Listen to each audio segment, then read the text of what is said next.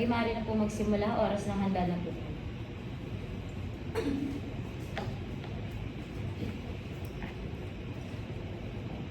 Magandang hapon, Binibining Kayla.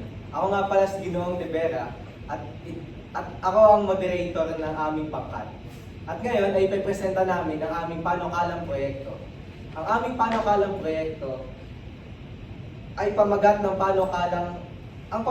panukalang proyekto ay iuulat ni Binibining Tan. At ang magpapahayag naman ng suliranin ay papahayag ni Ginoong Magno.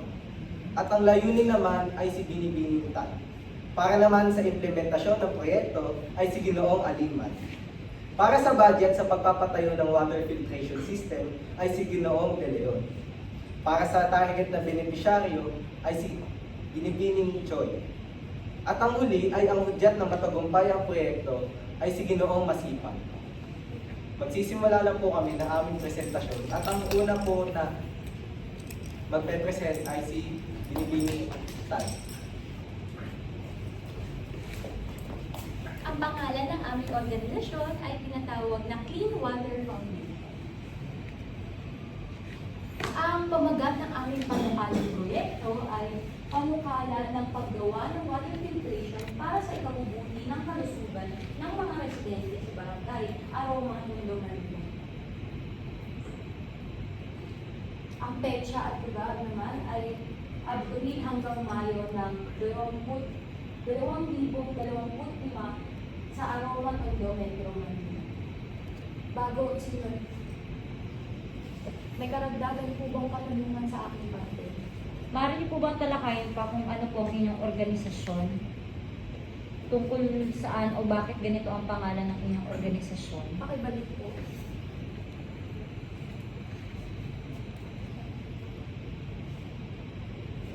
Clean Water Foundation. Doon po sa kanilang lugar, ang Aroma Mundo, marami pong marunong silang umpi. At nais po namin magkaroon sila ng clean water na parang inom nila parang ikabuti ang kanilang kalusugan. So, gagawa po kami ng ng water filtration. Kaya ang pangalan ng aming organisasyon ay tinatawag ng Clean Water Foundation. Okay. Kung wala, may karagdagang katanungan. Kung wala naman po, dumako na po tayo sa sunod na tayo. Ngayon dumako po tayo sa pagpapahayag ng suliranin. Ang mga tao sa lugar ng Barangay Aroma, Tondo, Manila ay napapalibutan ng maruming tubig, kagaya ng iba't ibang basura at iba't ibang uri ng kemikal. Ang kontaminasyon ng polusyon sa tubig ay nagre-resulta sa maruming kapaligiran dito na nakakasagabal sa kalusugan ng mga tao na ninirahan sa nasabing lugar, lalo na sa mga kabataan. Isa ito sa mga nagiging dahilan ng pagkakaroon nila ng mga sakit kagaya ng diarrhea, hepatitis at cholera. Ang problema ng polusyon sa tubig ang nais tugunan ng organisasyon sa pagpapagawa ng mga water filtration upang malinis ang tubig na dumadaloy sa bawat residente ng lugar. Bago tayo dumako sa susunod na parte ng aming presentasyon, meron pa po ba kayong gustong itanong o karagdagang katanungan? Wala pa naman. Ngayon, dumako na po tayo sa susunod na parte ng aming presentasyon. Ang layunin ng aming panukalang proyekto ay layunin namin na maiwasan ang pagkakaroon ng kontaminasyon sa ginagamit na tubig. Mabawasan ang kaso ng diarrhea, cholera, at hepatitis sa kanilang lugar. Nais din namin mabawasan ang gasto sa pangkalusugan na magre-resulta sa paglalaan na lamang sa pagkain, edukasyon at pangkabuhayan. Nais din namin humikayat ng iba pang lokal na proyekto at pamumuhunan para sa mas magandang infrastruktura.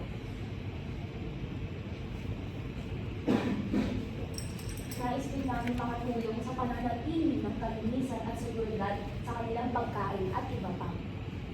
Bago sa susunod na parte, may karagdagan po bang katanungan? Wala pa naman. Kung walang karagdagang katanungan, punta na po tayo sa susunod na parte. At sa ngayon ay pag-uusapan natin ang implementation ng proyekto. Bali, panguna ay magaganap sa April 1 ay ang pagpapasa at pagpapa-approve at paglalabas ng budget. Ang mga committee ang may responsibility dito. Kumbaga, tinatry natin i-estimate ang maaaring budget dito maaaring hanggang kailan ito makakabutan at kung ma-approvehan po ba ito sa tinatalakayan ng panahon. Samantala, napansin nga lang natin na ito ay matatapos sa April 9, bali estimation pa lang naman ito. Kaya maaari pa rin ito magbago kung bagay nito ma-approvehan. Ikalawa ay ang pagbibisita ng site at pagsubok ng tubig at pagtatasa ng komunidad. Ito ay magaganap sa April 10 to 20 na may responsibilidad ng mananalisik ng taga-disenyo. Kumbaga, ang mananalisik sila ay may responsibilidad para makita ang quality ng tubig at ng mga ng mga komunidad. At para na rin makita ng mga taga-disenyo ang mukha ng pwede nila pagtayuan ng tangke at ng tubo. Ikatlo naman ay magaganap sa April 21 to 25 ang pagpaplano at pag-disenyo ng lugar. Dito na ang magaganap ng taga-disenyo, pangkat ng pananalapi, logistics at procurement team. Kumbaga dito na ay magsisimulan ang pag-disenyo. At dahil may pangkat ng pananalapi, dito na ang may responsibilidad para matansya ang magiging budget ng sweldo ng mga tauhan at ng mga materyales. Pareho na rin sa logistics team na sila ay bibili ng mga materyales at ang procurement team na sila ay may responsibilidad para makondinsin na maipabawas ang magiging bilihin ng lupa. Ika-apat naman ay ang paggawa ng tubo at tangke na maaaring maganap sa April 26 hanggang May 16. Na dito na ang may responsibilidad ng taga-disenyo, manggagawa, logistics team at procurement team. At panghuli ay ang pagbuo ng ulat na maaari namin ang pagbuo ng ulat sa resulta at evaluation ng proyekto. Na pagkatapos namin mabuo ang tangke na ito, ang mananaliksik, committee ng proyekto at dokumentasyon team, dito naman namin ipapakita sa karamihan ng mga tao na ang programang ito ay magiging epektibo para sa area ng Totondo. May katarungan po ba sa aking ulat? Okay, sa bagay po ng pagpa-aproba at pagpapalabas ng budget, ang dapat na schedule po dito yung actual na linggo po ng inyong presentasyon. So dapat ito po ay April 7 to 11 kasi ito yung linggo po ng inyong pagpipresenta po sa akin. Dagdag pa po, nais ko pong tanongin nyo kung bakit po aabot ng mahigit 10 araw ang nakalaang araw po para sa pagbisita ng site at pagsubok po ng tubig at pagtatasa ng komunidad. Dahil po kasi yung Aromaton naman nila ay hindi naman ganong kalaki na lugar. Dahil kasi pwede naman namin tignan yung Google Maps kasi hindi naman ganong kalaki yung lugar. Tsaka dahil ilang araw lang naman, hindi naman rin ganong kalaki yung lugar. Pwede naman pag-design niya nung maayos ang Okay po. So, sumunod pa na bahagi, paggawa ng tubo at tangke. Wait lang, pagdidesenyo pala muna. So, mula po sa pagpaplano pagdidesenyo ng gawa, ito po ay tatagal mahigit ng 21, 22, 23, 24, 25, 5 araw. So, maaari po bang malaman kung saan po kayo nagbatay na umaabot po ng 5 araw ang pagpaplano at pagdidesenyo po ng isang proyekto? Dahil po, may nakausap po kaming manggagawa may nakausap po kasi akong manggagawa sa Coastal na isang civil engineer po, nakausap po talaga siya, na ang pag-design po talaga ay hindi talaga ganun bagay. Na kumbaga, maraming tauhan talaga ang mag-design na ito. Sinabihan lang sa amin na ang pag-design na ito ay kadalas na inaabutan ng 5 hanggang 10 araw. Pero dahil ito nga ay water filtration program, sinabihan na rin ako na ang paggawa na ito ay talagang aabutan ng talaga ng ilang araw talaga. Sumunod, paggawa ng tubo at tangke. Ito po iaabutin ng mahigit hindi 1 buwan ba ito? Wala po ata itong 1 buwan. No? Parang mga 2 o 3 linggo. So pagbuo ng tubo at tangke, maaari din po malaman saan po tayo nagbatay na ganito katagal po siya natatapos. Dahil nga po masigit po yung lugar ng Manila, sinabihan na rin, sa nakausap ko, sinabihan na rin ako na baka inaasahan na rin na hanggang ilang buwan lang ang magiging paggawa na ito. Dahil na ang pagdidesign ay mabilis lang. Ang kailangan na lang pag-usapan kasi ay yung mga tauhan, materyales, pati ang pagtatayo ng tubo at ng tangke. Sinabihin na rin na mas maganda kung kahit simple lang ang pag-design na ito. Kaya dahil simple lang ang pagtayo na ito, ang importante sa programa na ito ay ang kwalidad ng tubig. Kaya nung nagtanong ko po yun, ang sinabihan sa amin ang mag-appropriate na magiging panahon na ito ay kumbaga silang buwan lang. Okay po. So, tungo po tayo sa susunod pang bahagi. Pero bago po mag-tapos po, may kalagdag po pa. Wala na po. Wala. Wala pang lumipas. Ngayon, talakayan naman po natin ang budget ng ating panapang ulit. Ang aming budget ay nahahati sa dalawang sektor. Ang materials at ang gasto sa materials at pangkakaw. Sa materials naman, ang isusumiti na aming halaga ay bumili kami ng 5 water tank na nag-ahalaga sa isang 1,885,000. 5 water purifier na nag-ahalaga sa 38,000. 2 gripo na nagkahalaga sa 6,000 pesos. 5 industrial tool set box na gamitin na magkakao na nag-ahalaga sa 15,500 pesos. 5 drill tool set na nag-ahalaga sa 26,100 pesos. 5 welding machine na nag-ahalaga sa 39,500 pesos. At 20 PVC pipe na dadaluyan ng tubig na nag-ahalaga sa 8 libo, 8,800 pesos. At sa manggagawa naman, ang aming panuharang proyekto ay magtatagal ng 6 na po na araw at kada araw ay may 800 pesos ang mga manggagawa. So, kung idadagdag lahat ay sa 30 na manggagawa at 48,000 ay mahahalin ang halaga ng aming bayad sa manggagawa ay 1,446,000. At ang pinadahalaga ng aming panukalang proyekto ay 3,458,978.6 pesos. Bago po matapos ang presentasyon sa budget, may matagdag ng tanong po.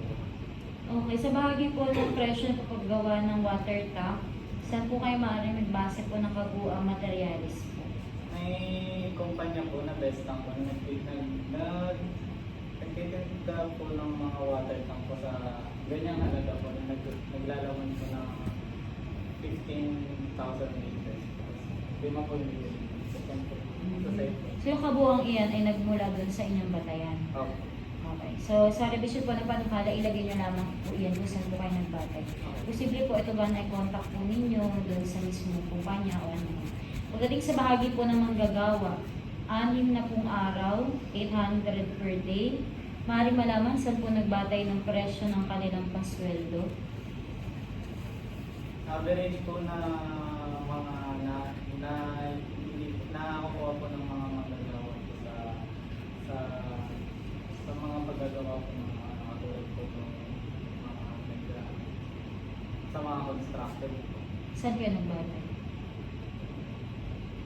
Sa mga research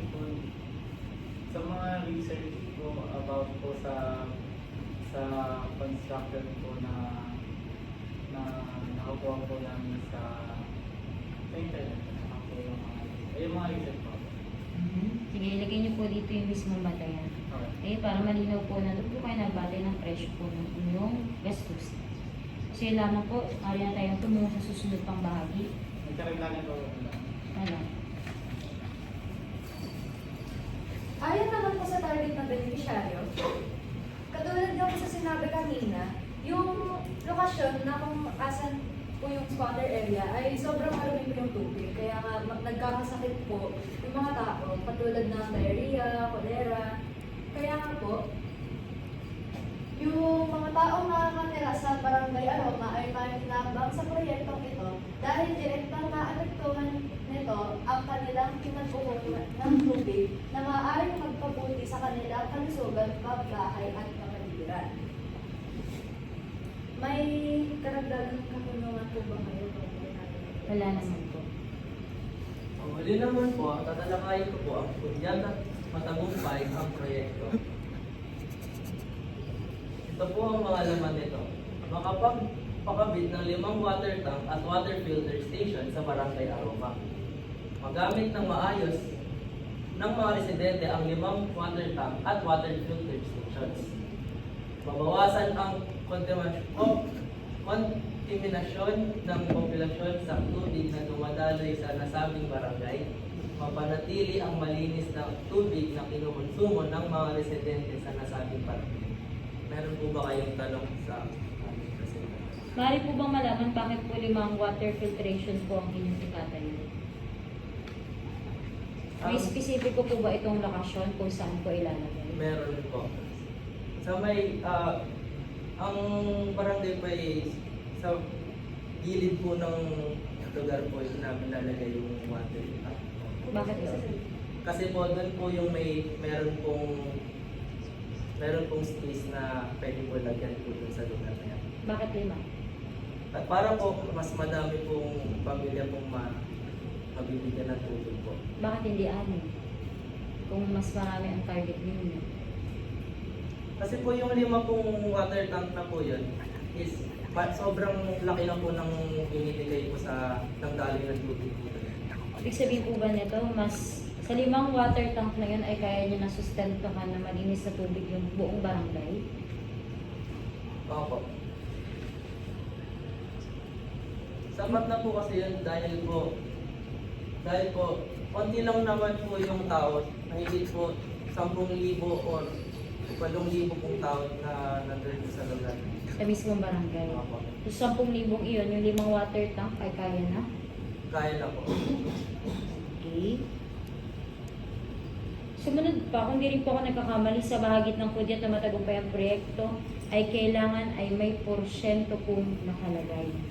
So kung di po ako nagkakamali, dapat halimbawa, kung nakalagay dyan, ay halimbawa, 100% ng 5 water tank filtration ay dapat mailagay sa eksaktong oras sa timeline po ng proyekto. Ganon. Ano pa? Nagamit na maayos sa mga residente ang 5 water tank.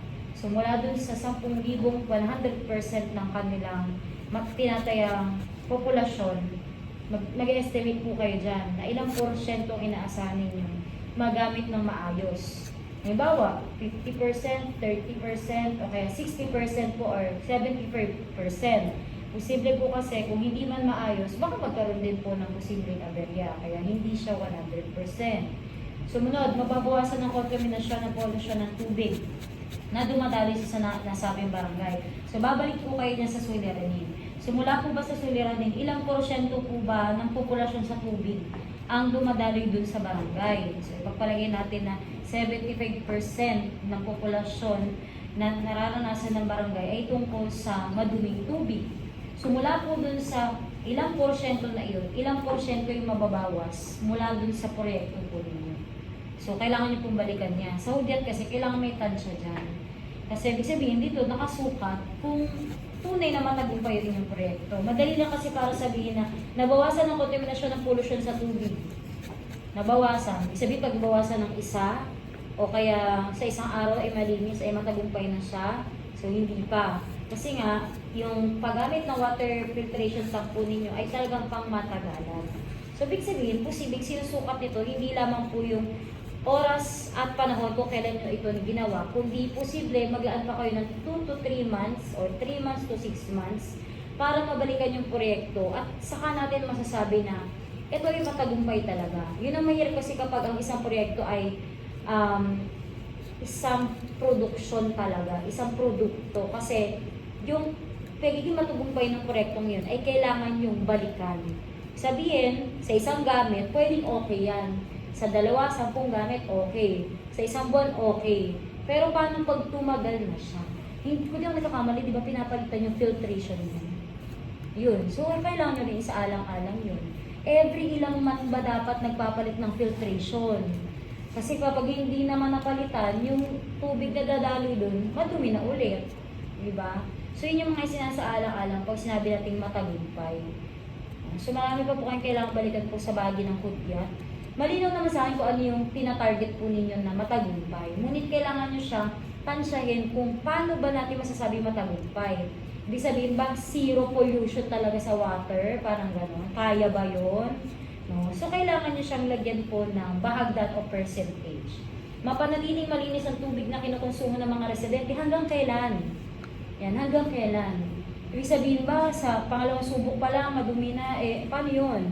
No, kailangan may hangganan tayo. So, ibig sabihin ba, 2 to 3 months ay inaasahan na malinis na ang kanilang magagamit. Minsan, di ba, kapag, mapapansin po yan pagka may nililinis po na tangke sa isang lugar, di ba, madumi yung dumadali na tubig. Kasi nililinis siya. Ibig sabihin, nagme-maintenance. So, ganun din po yung kailangan nyo sa proyekto po ninyo, ng maintenance siya. Ilang araw, ilang linggo babalik, ilang beses po papalitan. Yan. So, kailangan nyo po siyang bigyan pansin. Ay, so yun lang po yung katanungan ko po para sa bahagi.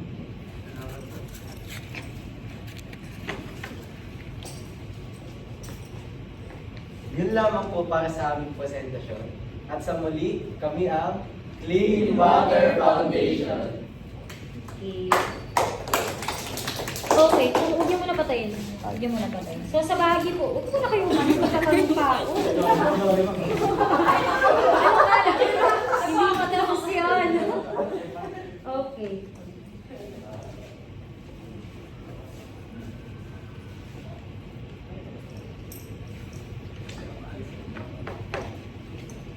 So, sa bahagi po muna tayo ng agenda. So, batid naman po ninyo, no, ang bawat gawain po ay magkakaiba po ng rubric o pamantayan. So, posible, si agenda, iba po ang score niya, iba din ang score nito, iba ang score ng pulong. Ganun po, no? Kaya po niyo asahan na dahil isang beses siya present o isa ang laman, ay pare-pares po sila mataas or pare-pares sila mababa. So, posible kasi magkakaiba po yung kanilang pinataya o ina-assess. Magkakaiba po. So, halimbawa, sa agenda, pag agenda po, ina-assess sa kanila, ay nilalaman, organisasyon, at mechanics, kung nakasunod po ba sa daloy.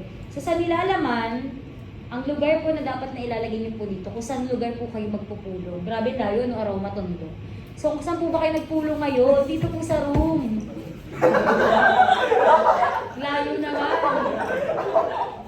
Room 1.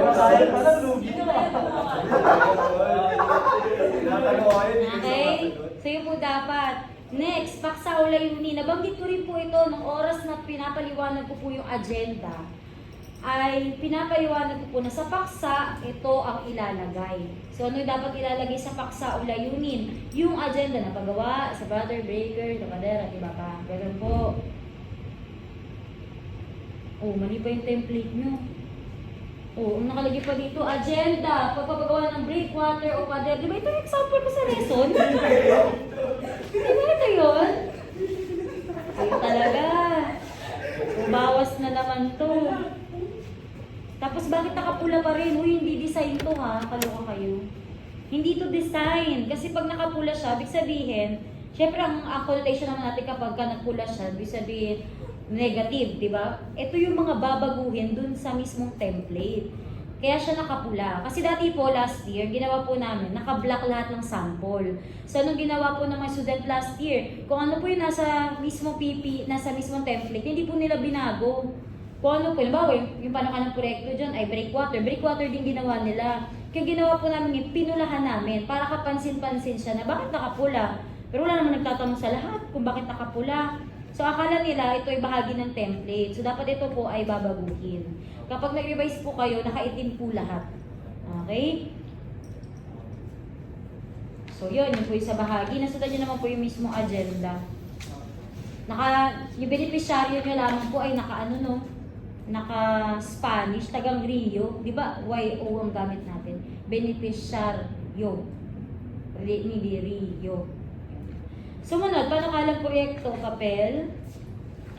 So, tungo tayo sa bahagi. Nabanggit ko naman po yung bahagi ng implementasyon kanina na kailangan baguhin, yung April 7 to 11. Yung po kasi dapat yung actual na date po ng ating presentasyon.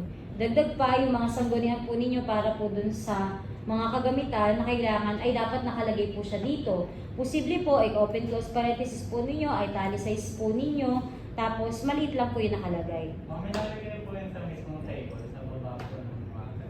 Opo, posible po dito, ito yung maliit lang dito, open close parenthesis nyo lang, tapos liitan nyo pa, tapos naka-italicize lang siya. Sanggunian na siya. Tapos hindi ko malaman sa template ninyo, hindi ko alam kung draft ba to o hindi. Kasi nga, una, iba-iba yung font style, font size ninyo. Tingnan nyo to, oh. Yung number 1, napakalaki ng font. Maya-maya parang naging 10 na tong 2. Yung 3 parang naging 9 yung font. Yung 4 mas maliit lalo. Lalo naman yung 5. Tingnan nyo po gano'ng kaliit to. Tapos tingnan gano'n yung kalaki. Isa pa, sa bahagi po ng implementasyon, bawat row po ito. Ginawa nyo sa isang row lang nyo nilagay lahat. So anong ending? May space yung kabila. Ito yun, no? O, ang dami, diba? Huy, kayo tumatawag bahagi ng green yun, ah. Nilalaman, organisasyon, mechanics. Miss, ano po ba yung ika-count dyan? Yung revised version na po? Hindi po, ito po. Ito po, nabanggit ko naman po yan kasi kung oras po na binigay niyo po sa akin yung papel, yun na yung gagraduhan. Yung revise po, kailangan niyo pa rin siya i-revise. Kasi po, sa portfolio niyo po siya pagsasama-samahin. May rubric po doon na oras na hindi revisado ang papel, bawas po siya. Ang portfolio po natin ay integrative assessment. Kaya kailangan revise po. So kung titingnan natin, may ilan lang tayo na kulang pa, no? Hindi dadagdagan po natin yung impormasyon ng mismong gastusin, yung batayan kung saan po dapat, at yung ating hudyat. So, ibig sabihin, meron na po tayong isang una, nilalaman. Next, organisado. Sa bahagi po ng organisado, nabatid nyo naman po, no? Sa bawat bahagi, iba-iba yung font style. Pero po sa mismo pong template, isa lang po yung font noon. Ewan ko ba't nag-iba-iba na ito? Kaka-paste nyo yan. Kaka-paste nyo yan ng mula sa kanya, mula sa kanya, mula sa kanya. So, pag-paste dito, magkakaiba sila ng font. O, bahagi ng organisasyon po iyon. Okay, so yun po yung mga dapat po ninyong bigyan pansin. Tungo po tayo sa bahagi po. Anong group po ninyo? 5. So tungo po tayo sa bahagi po ng mismo presentasyon. Presentasyon lang. Ibig sabihin, bukod na rubric din po yun. Ngayon pa man, syempre, kung ano yung iprenesenta po ninyo, ay kung ano po yung nasa papel po ninyo, yun po yung prenesenta po ninyo. Diba? So ibig sabihin, kung kulang po yung naipresenta, na mula din po sa panukala, hindi kulang din po yung mismo nilalaman po ng inyong presentasyon. So, tuwa po tayo sa bahagi po ng... Ay, ba't ito? Ay, okay. Yan. Tuwa po tayo sa bahagi ng daloy po ng pulong. Hindi tayo nanalangin. Tama? Okay? Hindi rin natin nabanggit ang attendance. Tama ba? Hindi, no? Sunod, hindi rin nabanggit ko anong eksaktong oras tayo nagsimula. Tama? Hindi po nagawa. Sumunod, hindi rin nabuod yung mismong pulong. So, ano yung kadalasan binubuod sa mismong pulong? Yung mga napag-usapan po natin o yung mga suggestion o mga pagbabago po na napag-usapan natin. Halimbawa, kanina, tinatanong ko siya, bakit ganito 5 araw talaga? So, na-justify niya naman kasi po, miss, batay po sa sanggunian ko, ganyan. So, yun po yung mga napag-usapan at napag-desisyonan. Yun po yung binubuo dapat sa dulo po ng pulong. Nabalikan po ba ang attendance? Hindi din. Hindi rin tayo nagbanggit kung anong oras po matatapos ang pulong at kung mananalangin. Okay? So, marami po tayong hindi nasunod sa bahagi po ng pulong. So, bagitin natin yung mga bahagi na maaari pa nating mapaunlad. Ito. Ayan, may ilan po sa inyo na naging tagapangasiwa. Isa lang po ang tagapangasiwa, pero yung bawat membro po naging tagapangasiwa. Ano po ibig sabihin ko po? Na halimbawa, tapos na ako, bigla niya ipapakilala sino yung susunod. Para sa susunod naman po, kaya naman sa susunod po, tungo na tayo sa susunod pa na bahagi po ng pulong. So, na-introduce niya yung susunod. Kasi dapat, tungkulin niya yung tagapangasiwa na pagkatapos ay siya ang manghihingi ng tanong. Siya ang magpapadaloy sa pagitan ko at pagitan ng membro. Ganon. Meron din po tayong mga English na terms na nababanggit po kanina, hindi siya nasusundan ng salin. So, tandaan po ninyo, nabanggit ko po yan, no, hindi po tayo masyadong technical pagdating, pero kailangan po mahabol o masasalin. Meron din po kayong mga nabanggit kanina na maganda sanang nasa presentasyon. Katulad ng description ninyo na madumi po doon o kaya masikip po doon. Mas okay sana siya kung nakapagbigay po kayo ng larawan. So pag sinabi niyo yung description na ang Tondo Manila po ay higit na masikip at medyo madumi po, kaya nangangailangan sila ng ganito ganyan. Pansinin ang larawan na makikita po sa PPT. Ito po ang binabanggit na masikip, madumi, maliit lang yung kanilang komunidad, iilan lamang nakatira. Para nagtutugma yung description ninyo dun sa ipinipresenta po ninyo. Kasi kung titingnan po natin, para sa lahat, halimbawa, itong room na to, maluwag siya para sa akin. Pero kapag dumami na tayo dito, masikip na siya. Okay, yung ilan sa atin, nasisikipan pa sa room kasi masanay sila sa bahay nila na mas malaki yung space nila. So, medyo subjective pag sinabi natin na isang lugar ay masikip, isang lugar ay onti lang ang tao, o kaya naman, isang lugar ay madumi. Pero para sa lugar pala nila, ganun ang description nila na, okay, malinis na yan ha, hindi pa yan yung pinakamadumi. Para lang yan kapag pupunta kayo sa isang lugar tapos diri-diri kayo sa lugar kasi hindi siya normal sa paningin ninyo kasi malinis yung paligid na kinabibilangan ninyo. Pero para doon pala sa lugar na yun, medyo okay na siya. Medyo okay yung paningin nila doon sa lugar nila. So, medyo subjective siya para sa isang tao na sabihin na yun lamang. Kaya yung kahalagahan po na meron kayo talagang batayan na ilalatag na ito yung tinutukoy ninyo, ito yung sinasabi ninyo, para magtutugma siya doon sa inyong pinapaliwanag. Sumunod pa, dun po sa bahagi ng... Asa na siya? So, mahusay po yung bahagi na wala po kayong script po. Ibig sabihin, naaasa po talaga kayo na hindi siya binabasa sa PPT kundi binabalik-balikan nyo lang siya. So, ibig sabihin, kaya nyo ipaliwanag yung proposal po ninyo nang wala po kayong hawak. So, yun po yung maganda talaga sa isang presentasyon. Dagdag pa, natandaan po ninyo yung binanggit ko, no? Sa palagay ko, wala po to sa PPT. Yung sinabi ko na bawat bahagi ay magtatanong. No, wala po yun sa PPT. Pero iilan lang po ang pangkat na nakagawa po nun. Hindi nga lang po sa section po ninyo Sa 7 hawak na section ko po, iilan lang po ang nakagawa nun. At nagawa po ninyo sa pulong ninyo. Bawat bahagi, nagtatanong po kayo. Kasi yun po yung kahalagahan para maging systematic po ang pulong, hindi po tayo pabalik-balik sa umpisa. Kasi kung nagkataon po na hindi kayo nagtatanong, tas discuss lang kayo ng discuss, pagtalakay, present lang po kayo ng present, ang gagawin po natin sa dulo, babalik po tayo sa title. Doon po ako magtatanong ulit. Pero dahil nagawa niyo po na bawat bahagi nagtatanong, bago magtungo sa susunod na bahagi, ay hindi po tayo pabalik-balik. Nasusundan po ninyo. So dahil wala siya sa PPT, ibig sabihin, nakinig po kayo ng araw na yun. Kasi wala po yun sa PPT So marami nagsasabi po niya na wala po yun sa PowerPoint Miss. Pero binanggit ko po yun. So yun naman yung mahusay na points po sa inyong mismong presentasyon. So ngayon, titignan natin kung ano ng score ninyo. Kasi nga, ang dami yung bagay na hindi na isigawa sa mismong pulong. So alam nyo na, kaya paulit-ulit ko rin sinasabi sa inyo ang kalagahan ng tungkulin ng isang tagapangasiwa at nag-uulat sa mismong araw ng presentasyon. Kasi reflection po yun ng mismong nilalaman po ng inyong kabuuang pulong.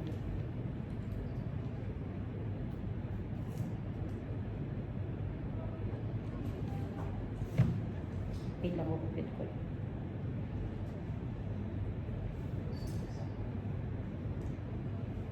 Ay.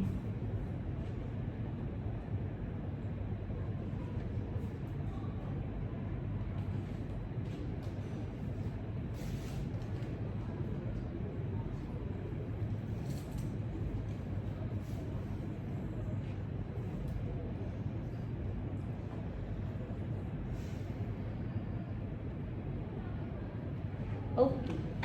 Sa kabuuan naman po, pag tinitingnan ko naman po yung inyong pulong, naging maayos naman po yung daloy po ng inyong pulong. Kaya lamang, no, nakalimutan natin yung ilang bahagi. Siguro kasi, palagay ko lamang po ito, no? Pero bigyan linaw po ninyo. Wala naman po masama na mag-focus po ng higit dun sa nilalaman. Pero yung daloy kasi ng pulong natin ay may bukod siya na pamantayan.